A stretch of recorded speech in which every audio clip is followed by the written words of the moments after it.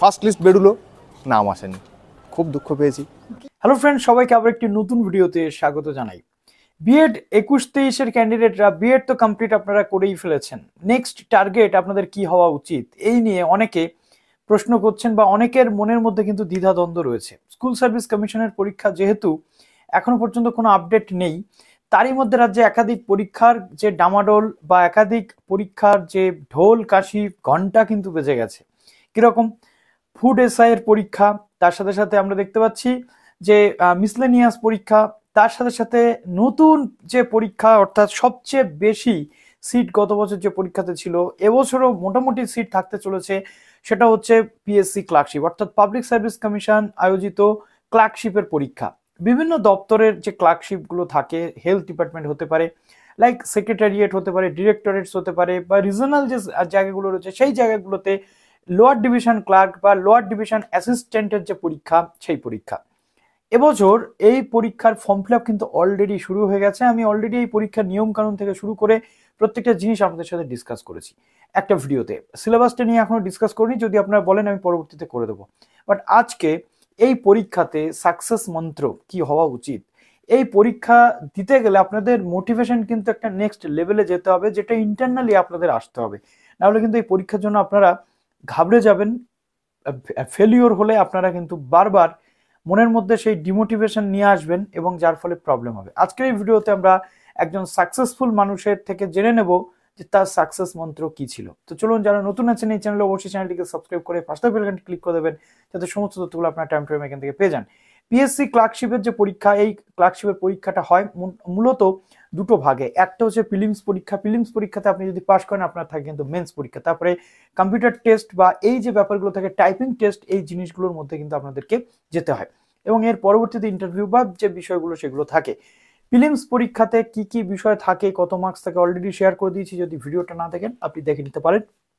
Men's পরীক্ষা মূলত descriptive পরীক্ষা হয়, প্রত্যেকটা সাবজেক্ট ওয়াইজ। এখানে বাংলা ইংরেজির মতো যে সাবজেক্টগুলো থাকে সেই জায়গাগুলো থেকে আপনার এখানে প্রশ্ন আসে এবং এখানে 1 ঘন্টার পরীক্ষা আপনাদের কিন্তু হয়ে থাকে।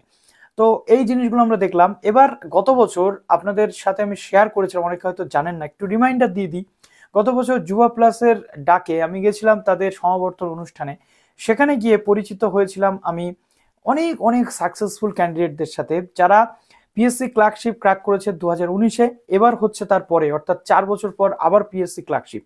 তো সেই ক্লার্কশিপ পরীক্ষাতে পাশ করা বিভিন্ন ক্যান্ডিডেট, যারা হেলথ, যারা এডুকেশন ডিপার্টমেন্ট, যারা ইরিগেশন ডিপার্টমেন্ট, প্রত্যেকটা ডিপার্টমেন্টে যারা ছিলেন, এবছর কিন্তু আপনাদের সামনে আমি তাদের প্রত্যেকের যে সাকসেস মন্ত্র বা তাদের প্রসেস অফ লার্নিং, সেটা নিয়ে আমি আপনাদের সাথে বিভিন্ন যে সেগমেন্ট সেগুলো করতে চলেছি, যাতে আপনাদের উপকার হয়। আজকের এই ভিডিওতে আমরা জানবো স্নেহাদ্রি ব্যানার্জি স্কুল এডুকেশন ডিপার্টমেন্টের বর্তমানে কর্মরত এলডিসি পোস্টে চাকুরিরত আমাদের স্নেহাদ্রি ব্যানার্জি বাবু কি বলছেন সেটা একবার আমরা দেখে নেব এবং উপলব্ধি করার চেষ্টা করব যে পরবর্তীতে আমাদের নেক্সট টার্গেট কি হতে চলেছে। Snehadri, PSC clerkship school education department, congratulation জানাই দাদাকে। Thank you. যারা এখন চাকরির পরীক্ষার জন্য প্রস্তুতি নিচ্ছে বা স্ট্রাগল করছে, ব্যর্থ হচ্ছে।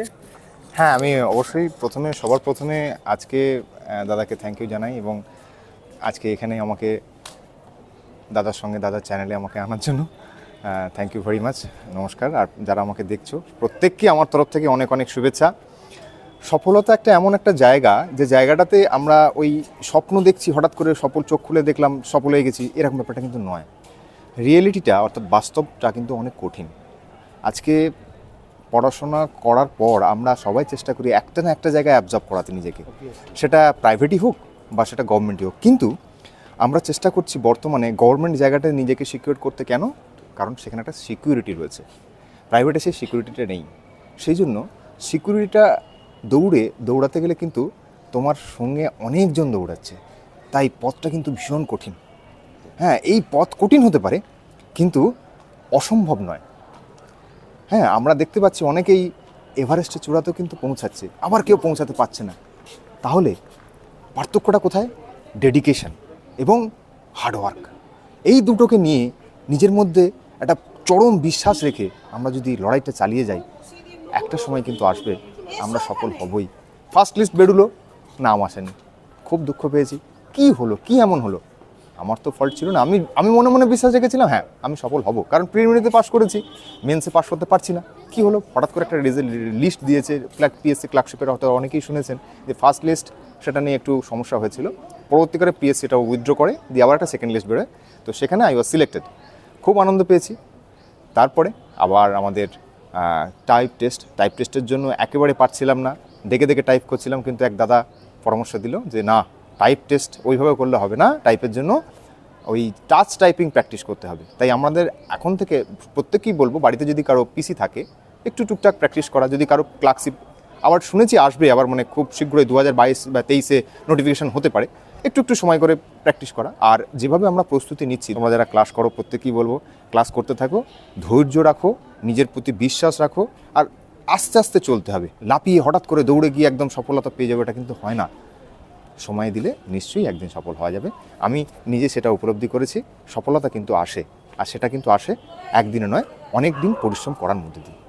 তাহলে আজকে আমরা দেখলাম যে একজন সাকসেসফুল পারসন, তার অভিমত এবং তার যে এক্সপিরিয়েন্স তিনি আমাদের সাথে শেয়ার করে নিলেন।